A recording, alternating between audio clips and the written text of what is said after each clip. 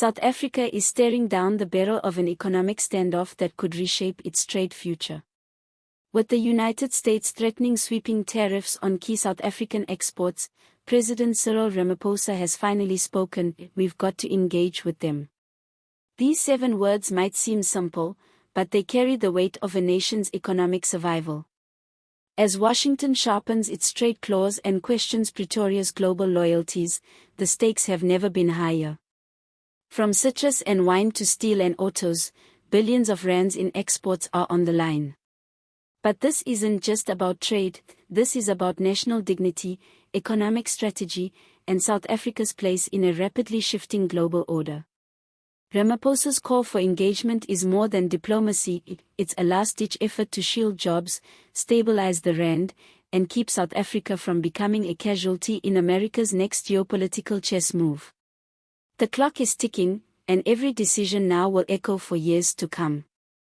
South African President Cyril Ramaphosa has issued a powerful call to action amid the escalating tariff tensions between the United States and South Africa, declaring, "We've got to engage with them." His words come as the U.S. government, under growing domestic political pressure, continues to review and enforce trade tariffs that could have significant consequences for the South African economy. But this isn't just another bureaucratic skirmish over taxes and trade balances, it's a high-stakes diplomatic and economic standoff that may determine whether South Africa remains a trusted trade partner or becomes collateral damage in a global power game. In recent months, South Africa has found itself in the crosshairs of American tariff policy following accusations by some U.S. lawmakers that the country's global alignment is questionable, especially concerning its relations with China, Russia, and the Middle East. The backdrop to all of this is America's growing obsession with securing its economic dominance through strategic decoupling, particularly in the post-COVID geopolitical era where supply chains have become as weaponized as military assets. At the center of this storm sits Ramaphosa, attempting to walk a tightrope that balances national dignity with pragmatic diplomacy.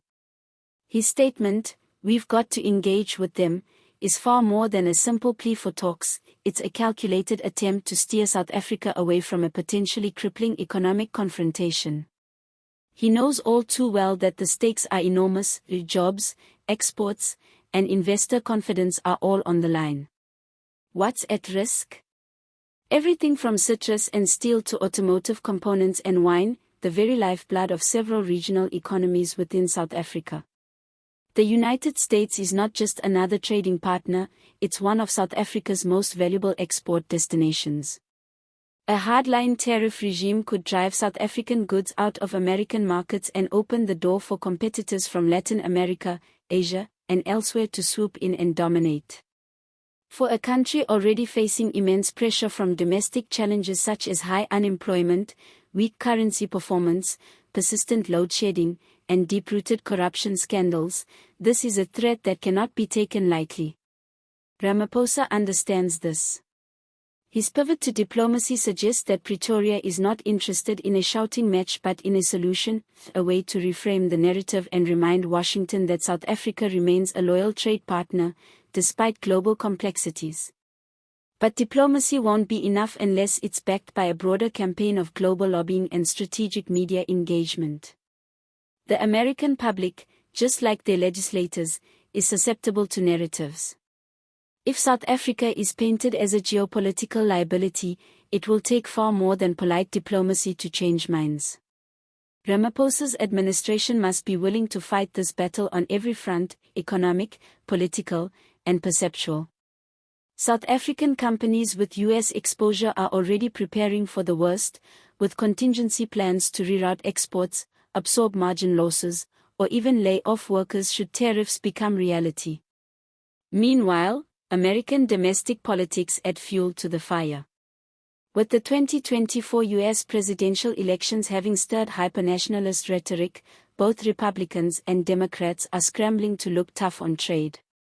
In this environment, South Africa is seen less as a strategic partner and more as a pawn in a larger ideological war. That's a dangerous position to be in, especially for a country trying to assert itself as a middle power on the global stage. Still, Ramaphosa's approach is not without merit. Engagement, when pursued strategically, can yield results. Already, several US-based think tanks and advocacy groups have urged Congress to reconsider blanket tariffs against South Africa, arguing that such measures could backfire economically and diplomatically.